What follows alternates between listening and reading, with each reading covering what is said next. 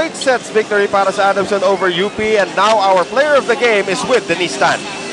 Right here beside me is our best player of the game, setter and guest player of Adamson, Miss Joanna Botor Carbio. Hi, Ate Joanne. So, first, congrats. And gaano kalaking adjustment yung ginawa nyo or ginawa mo since less than a week ago sa sand ka tumatalon and it's your first time na maglaro for Adamson? After nung pagdating namin, nag-practice agad ako. So, sabi ko sa kanila, mag-adjust pareho kami kasi first, yun nga, sa buhangin ako nag-i-ensayo, tapos hindi ako nagtotos.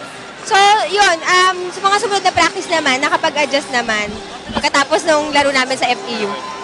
And since you're best player of the game, let me call on our Shakey's representative to give your gift. And baka gusto mong bumate or invite yung mga nanonood sa atin? Una na, watch kayo ng Shakey's B-League dahil malapit na yung finals, semifinals.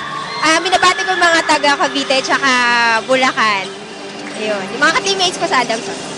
That's our best player of the game. Back to you guys. Thank you very much, Denise Tan, with our player of the game. Straight sets victory for Adamson. On behalf of our interviewer, Denise Tan, and my partner, Norin Go, ito po si Noel Zarate. Paalam!